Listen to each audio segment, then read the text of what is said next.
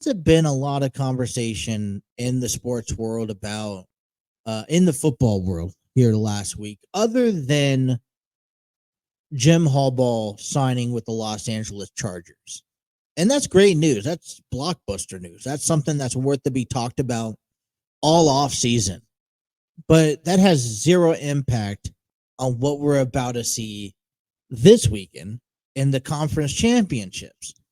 You got Detroit and San Francisco. We got Kansas City and Baltimore.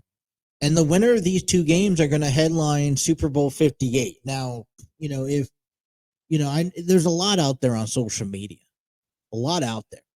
One of the things that is out there is about the color schemes.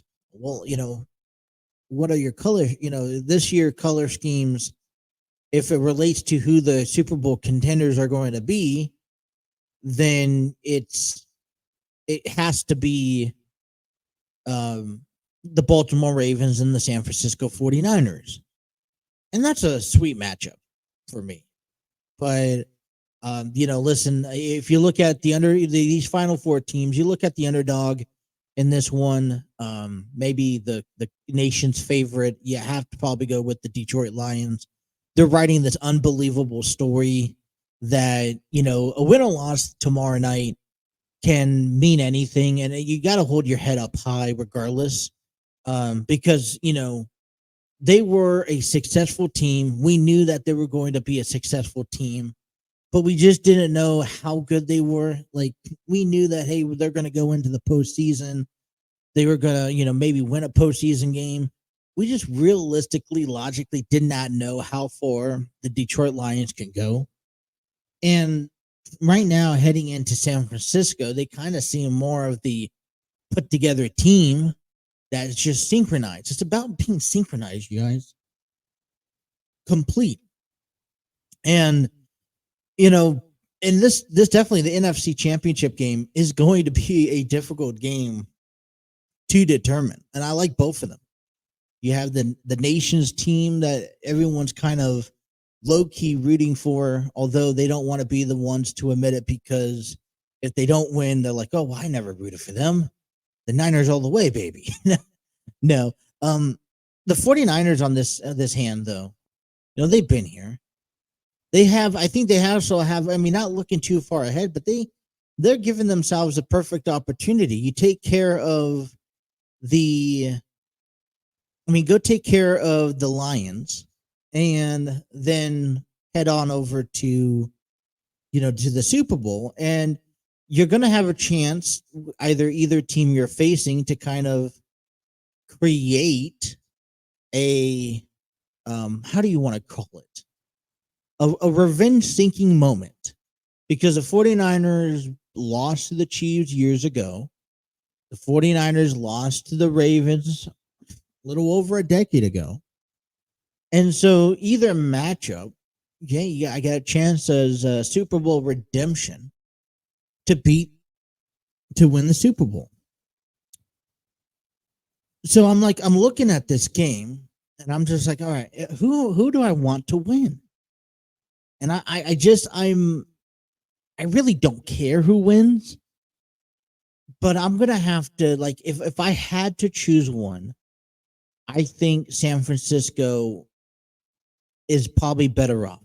Yes, San Francisco looked sloppy last week, but you can't compare San Francisco to Detroit when you have Brock Purdy, who I know, listen, he's such a young quarterback, and I think a lot of people put high expectations on this kid.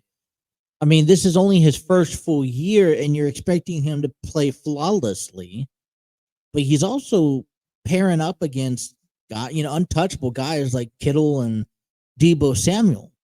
And when you have those two punch combinations, it's just picking and choosing your battles to win and where.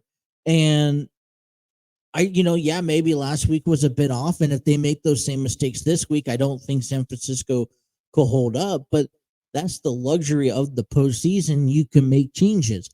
The biggest question heading into the NFC Championship game is the 49ers defense against Jared Goff. Now, Jared Goff has been there. He's done that. He's played in the Super Bowl before. This is nothing new to him. He's also riding on the coattail of this kind of too good to be true dream catch scenario. And so, you know, although I am low key rooting for the Detroit Lions to win, I have to put my blue chips into San Francisco because I feel like they are, though they're not the most put together piece team, they're still more well rounded. I think that they'll just go in and just beat the Lions. It's going to be a very close game, very close matchup, but I wouldn't be surprised if Detroit wins. And if Detroit wins, guess what? I mean, it's a win-win. Now, next, the other side of the, NFL, we see the AFC Championship, Kansas City Chiefs and the Baltimore Ravens. This one's a bit harder on me. As a Cincinnati Bengals fan, I don't want to see either team go into the Super Bowl, nonetheless win the Super Bowl. But I got to tip my cap to what Baltimore has done. I mean, they are the most completed team in the NFL this past season. And, when you've seen, the headlines of the Dallas Cowboys, hey, we're going to beat you and we're just going to run the football down your throats. Well, that was just talk. When the Ravens, and they didn't have to tell you, the Ravens just showed up and they said, you know what? We're going to beat you. We're going to, run the football down the field, score a touchdown. And regardless if you like it or not, we got Lamar Jackson at quarterback. We got all these other, great athletes that can shine. And if one doesn't work, another one will, trust me. And we're just going to simply flat out and win. You're not going to like it? Oh, well, who cares? We're here to win. And I feel like that's just a mindset. And what's dangerous is that, Baltimore is that evil crow sitting up there on the tree that when you see them coming, you cringe. You're like, oh no. Kansas City Chiefs this past year was like, dude, I have a fighting chance. It doesn't matter who their opponent was this year. They had a fighting chance. But Baltimore, you almost gave up before you got to the stadium because it's the Ravens, for heaven's sake. Surprised they didn't go 17-0.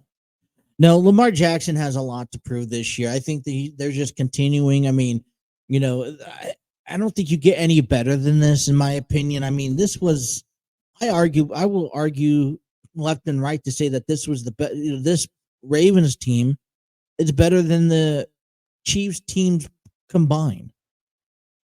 I see Baltimore kind of going to the Super Bowl.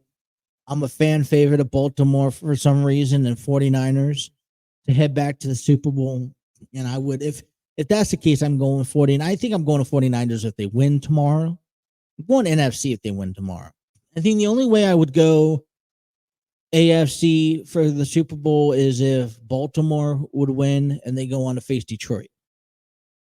So, I mean, this is great conversation. There just hasn't been a lot of conversation about it. Coming back from because we got to take a break, but coming back, like I said, it's a dangerous. We're watching Cleveland, Pittsburgh, Baltimore have postseason success. We've seen how dangerous Baltimore could be, in this year, and I don't think it's a one and done, right? Maybe for one of the three teams, but not for Baltimore. But I got some big questions about Cincinnati football that I don't think fans are really looking at this, and I really don't think the Bengals are going to be looking at this. And I got to be honest with you, okay? And I hate to burst the bubble, but Bengals fans, Bengals alone, need to be very, very concerned heading into this season, heading into this offseason. And I'll explain why. But AFC, NFC championships coming up. I predict that the Baltimore Ravens will win, 49ers will win on the NFC side, and we'll see a Super Bowl rematch between the Ravens and 49ers, 11 years in the making. The only sweet spot, the only thing that hurts is that Jim Harbaugh is not on the other side. I just don't. I argue that Kansas City is not put together all so well. They have flaws. They've seen it last year. We talked about turning on that switch for Kansas City. Maybe they knew something that we didn't know into the season, that you don't have to be perfect. You just got to make it to the postseason, and you could turn off that playoff atmosphere, that playoff motivation, that playoff intel, and you can be like, all right, playoff time, we are 10 times better than what we are now. We know that. We're going to play like that. I have yet to see that. Even Buffalo had an opportunity last week to win. So you got lucky against Miami. You beat Miami, 26-7. And it was frigid cold temperatures. It was snowing. It was probably your best field advantage you've had all season long. Then you went into Buffalo, and you guys were going back and forth. And what prevailed you guys from advancing was a kick, right? A field goal miss. If you played the whole what if game, and I know this is reluctant on a what if, but if you played a what if game for Kansas City, well, what if Buffalo made that field goal? You're in overtime. What if you went into the overtime and, you guys put yourself in a losing position? There's no promises.